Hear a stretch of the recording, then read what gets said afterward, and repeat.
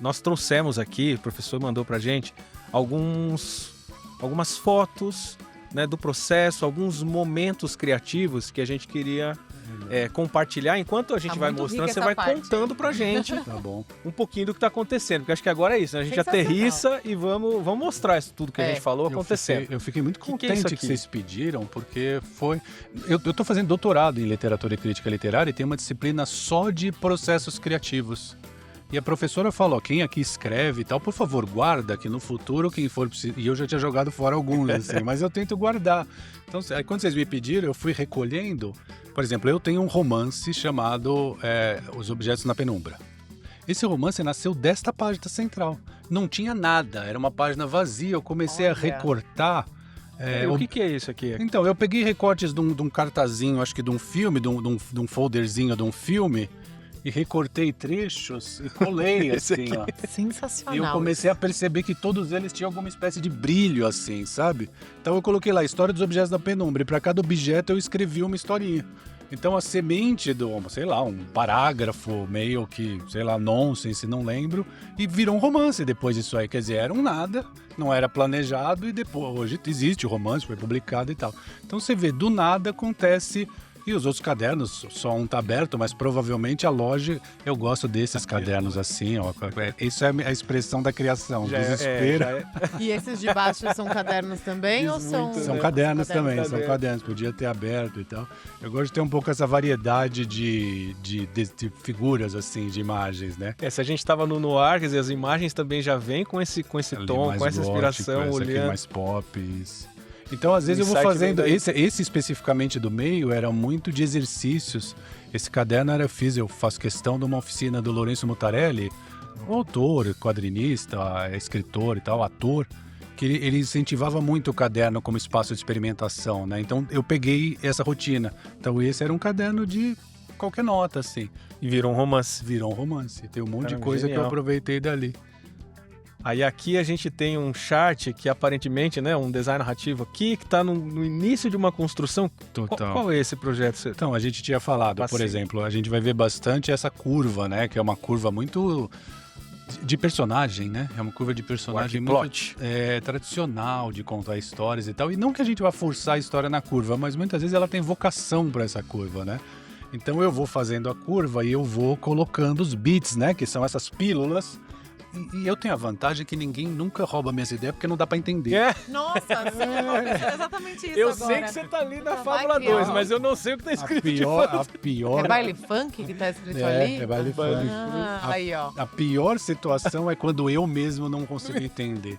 Eu fico animadão com a ideia, vou no caderno e mando ver. Quando chega 2, 3 dias depois, eu perdi, porque eu não consigo entender o que eu escrevi naquela coisa meio da velocidade. Era porque não era pra ser, você teve que criar de novo em cima. Eu tento pensar assim pra me aliviar, mas às vezes eu olho e falo, cara, aqui tinha uma ideia assim que ia mudar o audiovisual brasileiro, talvez do mundo. Eu lembro quando eu anotei. Mas você vai anotando, o que são essas anotações aqui? Então, essas são os bitzinhos, né? Essas pílulas de seguir, é contar uma história em pulsos. É o contrabaixo da narrativa, é aquele pulso que vai no centro da Terra e garante a pulsação básica mesmo, né? São esses que às vezes estão expressas em ficha. Estão expressas em ficha. Exatamente, tem a versão aqui, porque aqui você abre em relação ali.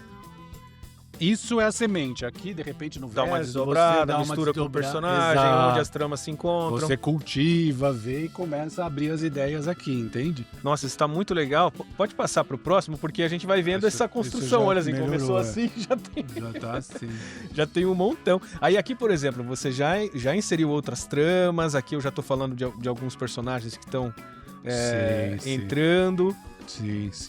Sim, já tá fazendo o tal do tecido, né? Já tá aqui, o Dow Point já tá essa pra tá acabar. Você vê, caneta, chão, canetinha e muita organização, e tem até os números das jeito. cenas aqui, né? Porque você vai marcando, como você vai marcando o beat, você sabe exatamente onde o roteiro vai acabar. Exato. Eu vou sensacional isso. Com as fábulas, né? Bem marcadinhas. Essas fábulas são os momentos, os grandes momentos, os grandes marcos, os momentos de virada, de revelação, né? E aí vai esse preenchimento. Eu talvez a parte que eu mais goste, assim, viu? Porque é um jogo de brincadeira, né? É uma montagem, desmontagem. Isso aqui já é feito na mesa de roteiro ou ainda é muito individual esse processo? Esse, no caso, era um filme que já existia e eu fui chamado para tentar dar uma consultoria pro filme, né? Então eu falei, o que tá faltando no filme é que de vez em quando essa estrutura parece meio quebrada. Aí eu botei na estrutura para ver e realmente deu certo, assim, em termos de novas conversas e tal. Mas quando é série, isso aqui tá dentro da sala de roteiro. Vai pra sala de roteiro. Maravilhoso. Que a gente até vai ver. Aqui a gente tem outros charts, né? Conta um pouquinho isso aqui. Esse aqui, essa série aconteceu. Essa série chama Júlia e os Fantasmas, 26 episódios. Olha o trabalho que a gente eu vi teve. Que já pegou do 13 ali e falei, nossa. Essa aqui, a gente não tinha vantagem de ter um quadro tão grande assim, então não era com fichas, era com essa fitinha do Nosso Senhor do Bom Fim. E aqui você tá marcando o quê, Tia? São os personagens, as estruturas? Por cores. Então, por exemplo, provavelmente o verdinho aqui é da protagonista, da Julie. Uma trama A, por exemplo. Uma trama A, isso. Talvez o amarelo seja uma B. Essas daqui são uma trama... Ainda é sem que a gente chama cruzar as histórias. Sim, para ver onde... Porque a gente pensa separado e depois vai montando o tal do tecido, né? Então a gente ia pendurando aí, né? Isso aí permite uma mobilidade enorme, assim. Fora que falava de música, tempo do vinil, né? Então dá uma enfeitada no negócio. As referências estão sempre ali, né? O 23 a gente tava meio no vazio ainda. Eu quero assistir hoje, se bobear, fico cansado. Será que ficou bom? Então muito legal isso que você tá falando. Então aqui ainda estamos no processo, quer dizer, de repente eu tenho um episódio que tá mais desenvolvido, mas eu ainda não criei todas as... não tá escaletado, por exemplo, certinho. Não, isso é um caminho. O processo fechado é outra parada depois. Aí é o caminho, né? A gente entra na sala e dá de cara com isso todo dia. Bateu o olho, às vezes você já olha uma fichinha dessa e fala, opa, essa daí talvez possa desdobrar, ou não é aí o lugar dela, ou não, o lugar dela é lugar nenhum. Eu nunca rasgo, eu jogo na gaveta dos recicláveis. Dá pra fazer um episódio inteiro só com ideias que foram rejeitadas anteriormente. Das grandes cenas não gravadas, né? Como a Tita fala. Aí é que tá a magia do analógico também, né? Porque se isso tá numa pasta no computador, não vai ser olhar. As pessoas não vão bater o olho do nada e falar, opa, peraí, isso aqui podia... Não tem, exatamente. Isso dá uma coisa colaborativa mesmo. Exato. Nossa, isso me lembrou, nós fazemos um cruzamento completamente fora da curva. Isso me lembrou aquele processo de gestão ágil que chama Kanban. Porque você toca gestão de empresas, você toca processos também por essa gestão visual. Né? Então o roteirista tem o seu Kanban, que é o chart. Muito bom. Aqui anotações. Anotação de caderno. Eu faço um caderno é aquele das experimentações, os outros é temático. Aqui, na verdade, é uma anotação de aula, acabei de ver. Então eu tenho um caderno para a parte de aulas, um caderno para o Santo Maldito, um caderno para a série tal, a série, então... A série pode ser cancelada, mas o caderno estará lá para sempre. As ideias jamais, provando que ela existiu. Inclusive sendo recicladas. Tem mais. Aqui, creio que é mais o mesmo processo do anterior. Esse eu gosto. E esse aqui, hein? Esse eu gosto de ver. É também episódico aqui, não? Imaginei. É o Santo, segunda temporada, episódio 1, episódio 2 e tal, né? Então, prefiro esse sistema metálico, né? Então a janela que eu falo é aqui, ó. Acho que era chuva e a minha poltrona era aqui. Ali. Então eu ficava mexendo nesse treco aí, daqui a pouco a gente veio pro quadro de cá. Aqui o quadro apaga, volta, aí virou ficha. Vem pra cá. Você vê que antes de cristalizar, antes de fazer, esse é o final, tem no quadro ideia solta, na ficha, que é super móvel pra lá e pra cá. Quando vai pro computador mesmo, aí essa é a versão, exatamente. Essa. Aqui, isso aí era uma produtora que... Dá pra ver também, que aqui quase tem um arco, né? Olha! O arco, mas na verdade, arco, até ali a gente tá vendo bem. Essas que estão na diagonal. Daqui pra cá. No Dow Point a gente não sabe se... E era mesmo onde tinha problema. Olha só! Menos fichas, e essas fichas na diagonal é de propósito também. Essas elas nem são titulares, elas estão aquecendo no banco de reservas. Pode ser que entre, pode ser que não entre. Não sei se entra. Essa só fica aí pra gente... Estão literalmente penduradas. Aqui não, aqui já tá estruturado. É bom ter o maiorzão assim. Eu acho que é isso legal, né? Da gente saber, inclusive, para outros profissionais que não estão necessariamente na sala de roteiro, a gente mostrar como, de fato, a gente vai colocando tijolo por tijolo, né? E da importância do que está no roteiro já sido muito mastigado, muito trabalhado, muito pensado, né? Da importância e desse rigor. Parece um detalhe, por exemplo, eu tô vendo que essa ficha 6 aqui, você vê que entrou umas entrelinhas ali, né? Bagunçou. Porque às vezes você tá escrevendo um beat, você tá estabilizando aquele, opa! tem que marcar isso. A gente acha que... A gente gosta das séries, a gente fala assim, nossa, essas séries que a gente, sei lá, eu tô na fase ruptura. Profundo ruptura, né? Nossa, a gente acha que eles chegaram na profundidade de cara. Eles chegaram na profundidade primeiro pela superfície. Aí depois eles foram mais além, mais além. É um pouco isso, assim, começa... Então, às vezes você tá escrevendo o beat e você já percebe a camada por baixo.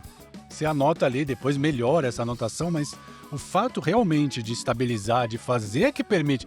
Eles não chegam nessa profundidade que são todos gênios e gênias. Não é isso. É um método e essa disposição para a criação que vai permitindo a camada que está embaixo, a camada que está embaixo. Eu sempre falo em aluno, assim, essa história sua é muito boa, mas a verdadeira história, se bobear, tá 3, 4 camadas abaixo dessa. Entendeu? É ali. Você nunca vai chegar naquela se você não passar por essa. Você nunca vai chegar no que tem por trás se você não tiver um primeiro beat e depois por trás, por trás, por trás. E é muito legal ver esse processo criativo assim tão esmiuçado, porque eu acho que é inspirador para outros processos criativos que não são roteiro. Acho que isso é importante a gente falar também, né? Total. E acho que traz mesmo essa inspiração da organização, de conseguir olhar, de olhar de fora.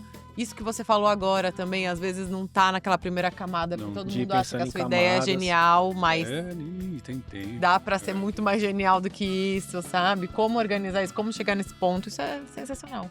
Professor, pela tua experiência, quanto tempo leva entre a gente ter essa ideação inicial e a gente conseguir chegar com esse roteiro, né, validado para uma primeira filmagem de um piloto? Um tempo de sala, um tempo de desenvolvimento. Tá. Boa pergunta, Douglas. Eu gosto de... Na sala, assim, nem sempre o Red pode escolher tudo, assim. Eu gosto de escolher a equipe, eu gosto de escolher o cronograma. Porque o cronograma, eu sei que eu vou gastar... Eu separo para mim mesmo mais tempo aqui e sigo, a pessoa te dá. O global é esse. Vamos supor. Ideal é 9 meses. A gente começa possível 6 ou 7. Dá, mas é um pouco tensionado. Mas dá. Eu acho que nunca deixa solto, porque não sai. Tem que ter um fluxo. E ter o suficiente para, vamos fazer esse quadro de beats do episódio 1. Me dá 2 semanas para isso. Pelo amor de Deus, vamos ficar brincando com as ideias até... Porque quando você... essa história que tem para hoje, essa história é sempre ruim. A história tem que ser escolhida entre uma exploração que pensou em muitas possíveis histórias. E se o cronograma não te dá... Você vai ser a que tem pra hoje. Vai ser aquela história que não foi nem escolhida, foi... É o não escolhido, né, que entra. Critério de desespero, né? Qual foi o critério pra você fazer isso? Desespero. Data. Agora, quando você chega nisso e você teve tempo de ensaiar, elaborar, aí sim. Então, eu gosto de elaborar cronograma, assim, porque eu sei onde é que precisa ter mais dar esse espaço. Então, para chegar nessa profundidade, a gente está falando que a gente parte de 9 meses no mínimo, ou seja, uma gestação, né? Parte de 9 meses, mas se tiver um pouco mais de flexibilidade, tiver esse tempo, facilmente a gente chega 1 ano, 1 ano e 6 meses. Vai depender da série, né? Eu imagino que a gente está falando de séries que possam ter 8 episódios, é um processo, entrega um volume. Em termos de 1 ano, por exemplo, 12, é um bom prazo. Assim, 1 ano dá para chegar trabalhar. Nessa profundidade, dá. Porque é muito diário, assim, né? Nem sempre a sala é diária, mas a criação é diária. O caderno tá lá, a tela do computador tá lá todo dia. Em 1 ano trabalhando dá para você fazer uma coisa... que te deixe... Era isso que eu tava buscando. Olha só, 1 ano, hein, gente? A gente às vezes pensa que... Não é? A gente tá falando como se fosse um tempo curto, né? Mas, na verdade, é 1 ano gestando, né? Pois é, ainda mais pra mim, que trabalho com publicidade, né? Não existe isso. É tipo pra ontem. Mas ainda faltou um chat que eu queria que você comentasse, que é o do Santo Maldito. Que é o episódio completão. Que é o completão. Porque aqui, ó, a gente tem um episódio com as tramas. Esse deu pra ler um pouquinho. Eu falei, olha, acho que eu já tô me situando. A letra não é minha, por isso que deu pra ler. Já deu pra ler. Tem uma trama... Tem a trama A, tem a B, já tem os personagens. E é um episódio, né? Eu falei, bom, esse aqui é um episódio. O que tá acontecendo aqui, né? Esse quadro, ele reflete o que a gente vai encontrar depois no roteiro, né? No 4... Mas o que está acontecendo mais ou menos aqui? Como que vocês chegaram a essa concepção aqui? Esse é o episódio 4 da segunda temporada, né? Isso a gente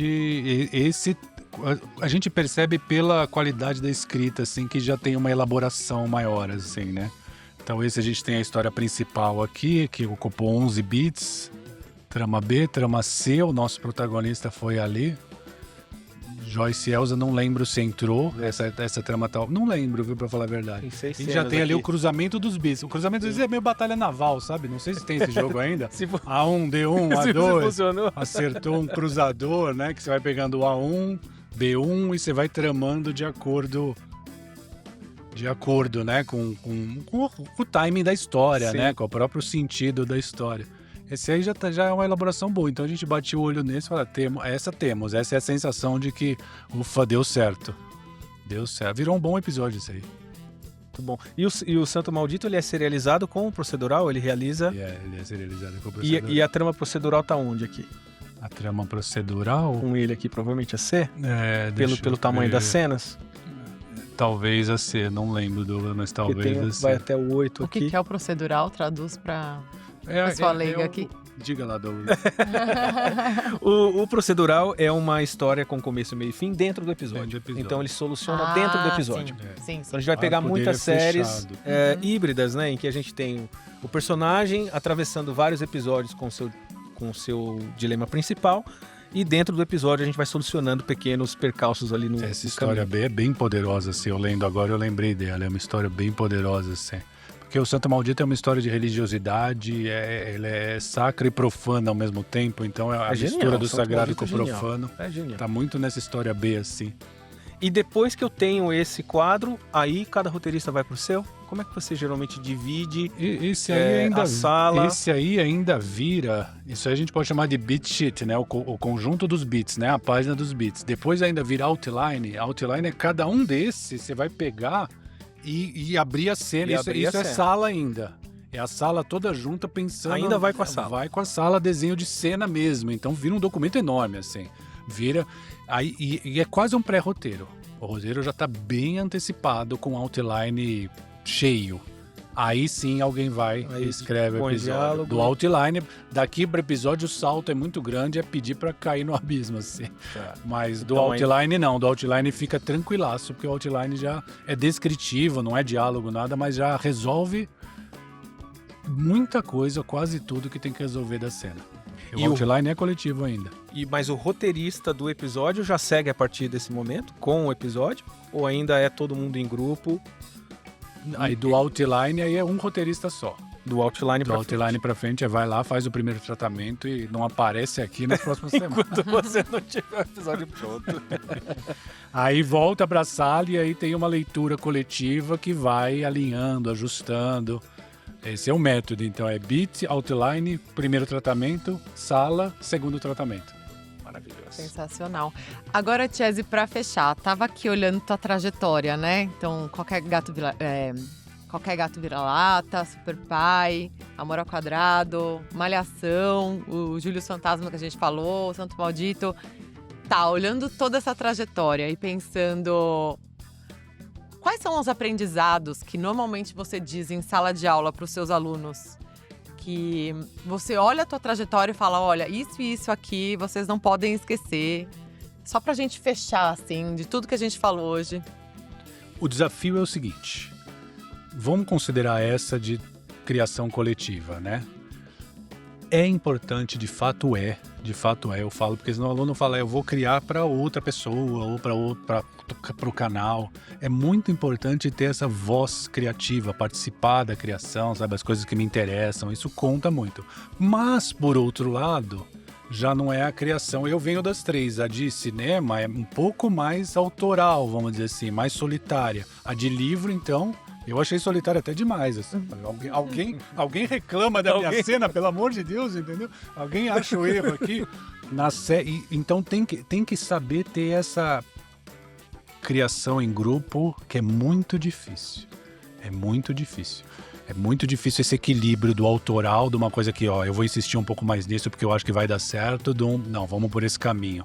É difícil adquirir essa habilidade.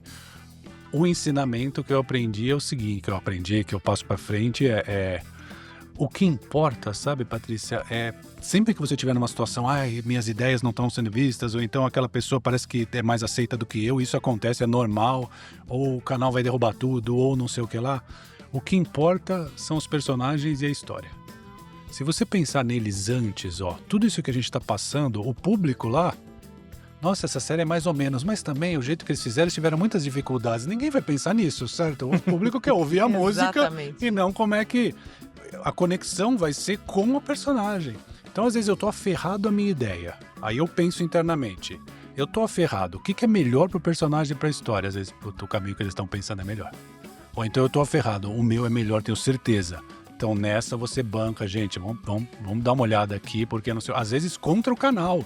O canal não é que te pague, faz do meu jeito. Ele até gosta que às vezes você... Às vezes não sempre, né? Você não vai ganhar todas, mas prefiro esse caminho por causa disso. O guia interno, quem fala são os personagens da história, porque é com eles que o público vai se conectar. Não é com a gente, as nossas dificuldades que existem e tal. Então eu uso isso como critério. E eu falo, use como critério, que vai ajudar você a, no meio daquela, às vezes, entra afeto no meio, né? Entra autoestima, entra mesmo para todo mundo, muita coisa. Entra frustração. Isso vai te dar um norte, pelo menos, assim, Depois, eu tinha um produtor que falava assim, a sala de roteiro tem crise e tal, e faz parte do show. Na pré-estreia todo mundo se abraça. Então, bem, na pré-estreia todo mundo vai se abraçar, entendeu? Então... É bem isso. Agora, talvez tenhamos aqui um certo ódio. Então... No processo, agora às vezes esquece todo mundo pelo trabalho final, né? Porque se você começa a puxar por você, não porque eu gostaria de me sobressair, o ego, porque né, aí não dá certo. Não dá, é aí que trava. É a melhor dica mesmo. Perfeito. Melhor precisam, eles que definem. É isso. É isso. Show. Professor, queria agradecer demais sua presença. Foi maravilhoso, né? A gente passa pelo processo criativo, acho que dá vários insights pra gente. Obrigado por ter topado esse convite. Maravilha, eu tô muito feliz de participar desse projeto. Ainda está começando, sucesso para vocês. Eu sei que vai muito longe, assim, porque tem muita gente que se interessa e tem podcast. Eu gosto da onda do podcast, porque esse papo é mais solto e tal, né? Mas desse assunto é muito importante falar e fala-se muito menos do que se deveria falar. Então, parabéns para vocês e sucesso com a iniciativa e contem comigo. Bora falar. Obrigado.